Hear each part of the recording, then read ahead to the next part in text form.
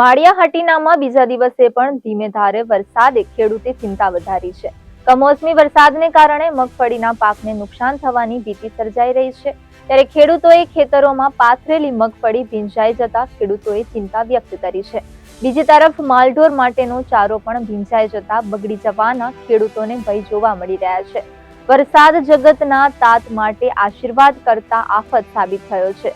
આંબેચા, કેરાડા, વડાળા, કલોડર સહિતના વિસ્તારોમાં છૂટો છવાયો વરસાદ વરસ્યો છે। ત્યારે હવામાન વિભાગે આગામી દિવસોમાં વધુ વરસાદની શક્યતા દર્શાવતા ખેડૂતોની ચિંતા વધી છે।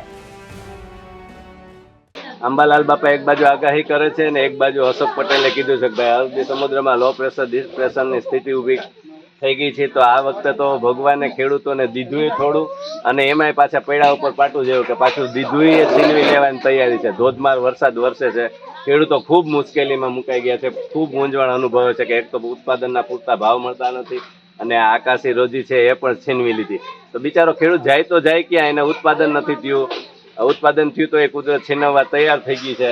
એક બાજુ ખેડૂતોને સરકાર ભાવ નથી આપતા અને એક બાજુ મજૂરો નથી મળતા, તો ખેડૂતોની ચિંતા એટલી બધી વધી ગઈ કે એની વાત જ પૂછોમાં।